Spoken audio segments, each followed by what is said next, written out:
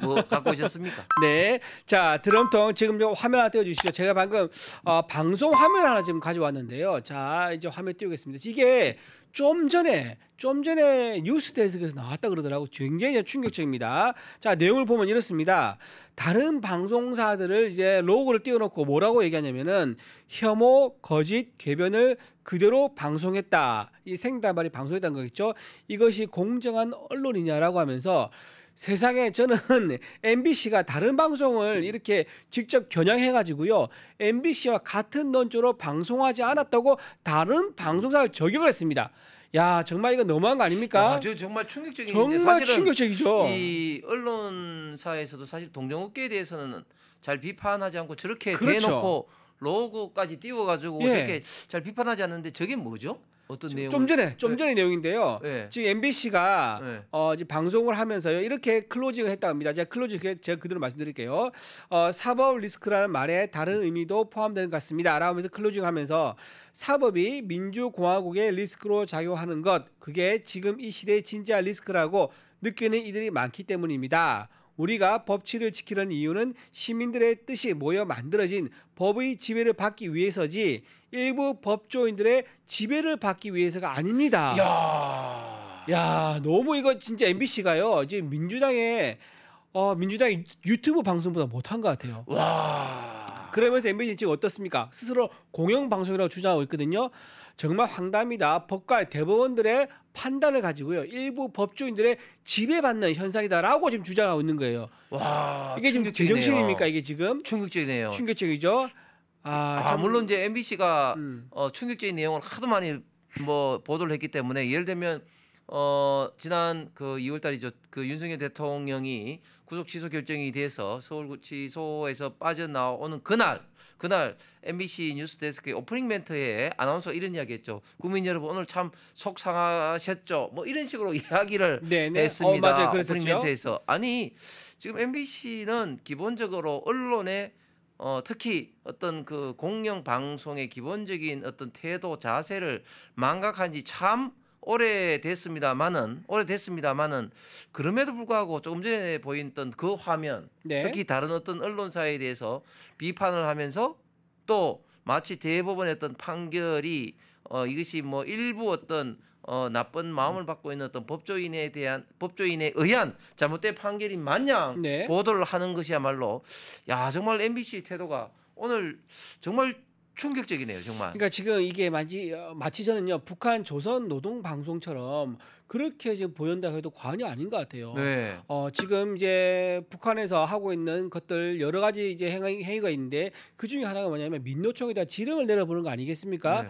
그 민노총의 간부가 실제로 외국에서요 그 간첩이란 접선을 하고 공작금도 받았고 그 지령받은 내용을 그대로 한국에서 실행을 했었습니다. 이태원 참사 때 그렇게 했었죠. 그러면서 이제 정권 타도하는 게 곧 추모다라고 하면서 정말 황당한 얘기를 했었는데 그런 맥락 속에서 민주당에서 하는 모든 행동들이나 이런 구호라든가 이런 것들이 MBC에 의해서 굉장히 아주 정제되고 아주 다듬어져서 선전선동하는 그런 매체로 좀 바뀌어가지고 나온 거에 대해서 얘기가 참 많았었습니다. 민주당은 북한의 그 조선노동당 출장소녀라는 지적이 있었었고 MBC 문화방송은 부산입니다. MBC는 지금 북한 매체의 어떤 남한 출장소녀 이런 얘기도 있었습니다. 그러니까 MBC의 약자가 그러니까 그 시중에서는 민주당, 네. 북한, 차이나의 약자 아니냐 이런 어떤 이야기가 있죠. 야 정말 약자 잘 찰떡같이 맞네요. 그 화면 다시 한번 띄워주시겠습니까? 야 근데 저 화면은 정말 충격적이네요, 진짜. 그렇죠. 지금 저기 보면 없는 방송사가 한 군데 눈을 띈 게 있습니다. 어딜까요? JTBC. 그 JTBC는 저기 없습니다. 그러니까 아니 근데 제가 예. 저 화면이 조금 이상한 게 저기 국회 당시 비상계엄의 군인들이 있는 화면인 같은데. 네. 근데 저기 저 화면과 오늘 이재명의 대법원 어떤 판결하고 어떻게 연결을 시켜서 저렇게 나오는 거죠? 그러니까 제가 지금 생방송을 보는 건 아닌데요. 아마 자료 화면으로 저 뒤에를 배경으로 넣고요. 이제 계엄이라는 걸 다시 또 소환을 하는 거죠. 계엄을 했었는데 그 계엄은 이미 종결됐지 않습니까? 그 계엄과 또 이재명 오늘 그쵸. 후보의 이런 공직선거법하고 무슨 관계가 있다고 저렇게 하는 거죠? 그렇죠. 그러니까 지금 문제가 있다는 야, 겁니다. 지금. 그래서 참. 다른 언론사들까지 직접 저렇게 저격하는 거는 굉장히 공영방송이라고 자인을 하고 주장을 하고 있는 MBC로서는 정말 과연 공영방송이 맞는가 국민들이 지적할 수밖에 없는 그런 내용이라고 생각됩니다. 저는 말씀드리고 싶은 게 이제 YTN 저기 이제 화면 좀 띄워주시죠. YTN, KBS, 채널A, TV조선, SBS는 정말 자사의 언론으로서 있던 자존심을 위해서라도 MBC의 이런 보도 태도에서 강력하게 비판하고 좀 응징을 해야 됩니다. 그렇지 않으면 MBC의 이런 어떤 태도에서 진짜 KBS, YTN, 채널A, TV조선, SBS는 공정한 언론이 아닌 것을 스스로 인정하는 겁니다. 그렇습니다. 예, 저렇게 허위 사실 또 왜곡 과장된 편향된 보도를 하는데 저거를 그냥 입 다물고 가만히 있다. 그것은 말이 안 되는 거죠.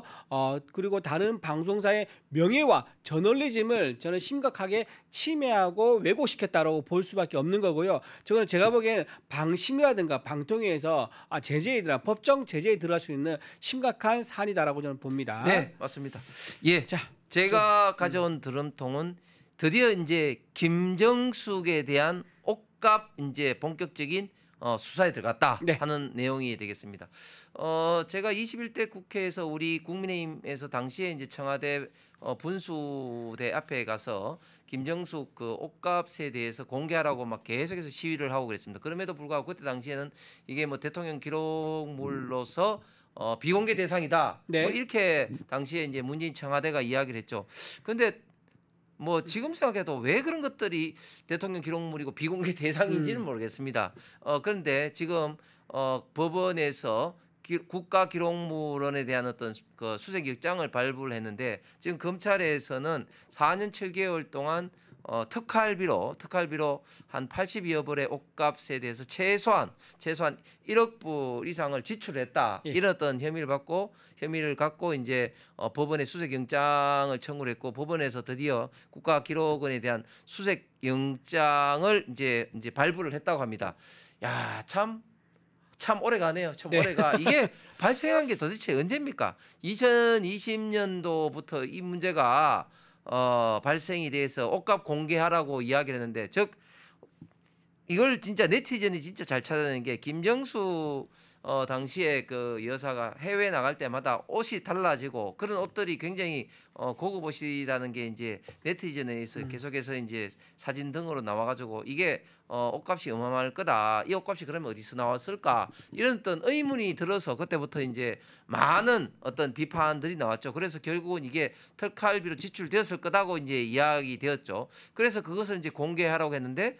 다시 말씀드리지만 당시 이제 청와대에서 이게 대통령 기록물이기 때문에 그 공개가 안 된다 이렇게 버티고 있었습니다. 당시 저도 이제 대통령 기록물 관련된 어떤 그 개정 사항도 발의도 했습니다만은 이제 드디어 김정숙 여사 김정숙의 옷값이 드디어 이제 공개가 되는데 일단 검찰에 따르면은 지금 현재 최소한 80여 벌에 대한 1억 이상을 특활비로 지출했다. 이렇게 이제 나오는데. 정말 이 좌파들은 지금 뭐 문재인부터 시작해서 정말 자기 돈은 정말 끔찍하게 아끼는 것 같아요. 자기 돈으로 옷을 사 입지 않고 특활비로 하고 또 마치 뭐 개를 뭐 이렇게 하는 것처럼 하다가 뭐 이제 돈이 좀 들 것 같으니까 파양을 해버리고 자기 돈 쓰는 거는 정말 아끼고 그래서 국가 어떤 돈을 자기 돈처럼 이렇게 물 쓰듯 쓰면서 또 국가 돈은 또 펑펑 또 나눠주는 게 정말 좌파의 기본적인 어떤 본성인 것 같습니다. 여기서 중요한 거는 거짓말을 했다는 겁니다. 그때 이 옷 논란이 이제 처음에 제기됐을 때 사비로 산 거라고 이제 청와대에서는 해명을 했었거든요. 근데 지금 그게 아니라는 게 드러나고 있는 거고요. 이제 문 전 대통령 취임을 했을 때가 2017년 5월부터라 그러는데요. 그때부터 2021년 12월까지 4년 7개월간 김정숙 여사가 쓴 최소 1억 원에 달하는 양장 한복이 총 80여 벌이라고 합니다. 자, 이게 최소금이 1억이 그냥 1억 계산할 때 저번에 1억이 아니라 적어도 1억이라는 겁니다. 그러니까 1억 더 넘어서 1억 5천 뭐 2억도 될 수 있는 거겠죠. 그렇게 되고 그러면 김 여사 받는 이제 혐의가 뭐냐? 업무상 횡령, 국고 손실 교사가 되는 겁니다. 왜냐하면 밑에 직원 통해 가지고 국고 손실을 일으켰으니까 국고 손실을 교사한 그런 혐의가 되는 거죠. 자, 근데 이런 거를 확인하기 위해서 경찰이 상당히 애를 썼는데요. 좀 방금 말씀하신 것처럼 특활비 사용 내역이 지금 비공개로 보관되어 있습니다. 이게 지금 대통령 기록물로 지정이 되어 있기 때문에 비공개되어 있고 여기에 대한 압수수색을 통해 가지고 실제로 어떻게 쓰이는지를 확인하겠다. 지금 그런 이제 경찰의 계획이 나와 있는 거고요. 또 하나 이게 대해서 어떤 증거가 좀 나왔습니다. 증언이죠. 좀 더 자세히 말하면은 대통령 이제 배우자의 담당은 어디냐? 부속실입니다. 부속실 직원을 잇따라 조사를 했는데요. 유모 전 제2비서실의 비서관이 있습니다. 유모라는 비서관입니다.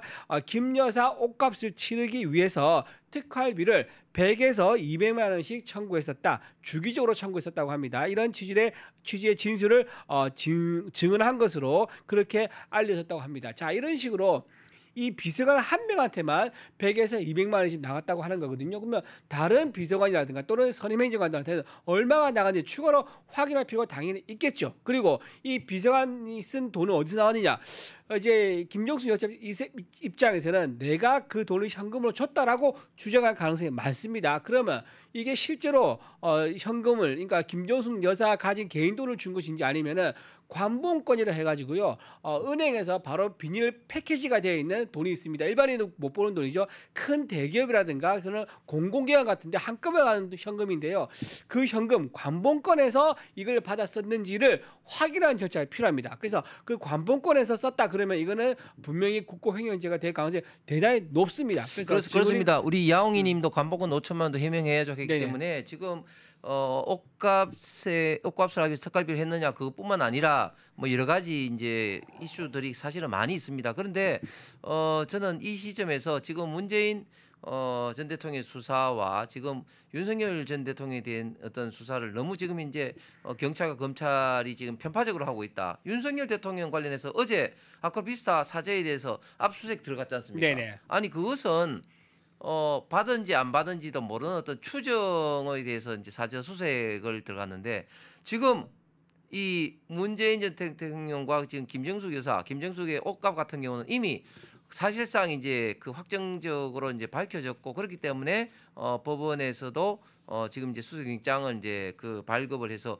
국가 기록물 관련해서 지금 수사를 이제 수색을 하도록 되어 있는데 아니 그러면 아니 상식적으로 옷을 사제에는 안 놔뒀겠습니까? 당연히 양산 사제에 대한 압수수색을 해야 되죠. 그렇죠. 왜 검찰과 경찰은 왜 양산 사제에 대한 압수수색은 안 들어가는 겁니까? 이거야말로 상식적인 어떤 그런 어떤 이야기인데 너무나 지금 이제 수사에 있어서도 윤석열 현재 대통령과 이재명 그리고 지금 문재인 전 대통령의 수사를 너무나 지금 이제 편파적으로 하고 있다. 이런 점을 또 지적하지 않을 수가 없습니다. 그렇습니다. 지금 아까 방금 말씀드린 것처럼 그 담당 비서관이 현금을 받아서 썼다는 것도 얘기 드렸고요. 또 이제 경찰이 압수수색을 했다고 그럽니다. 몇 군데를. 그래서 의료업체 그리고 업체 관계자의 계좌를 압수수색을 통해서 김정수 여사 측으로부터 관봉권을 통해서 옷값을 치른 것까지도 확인을 했다고 합니다. 그렇기 때문에 지금 방금 말씀하신 것처럼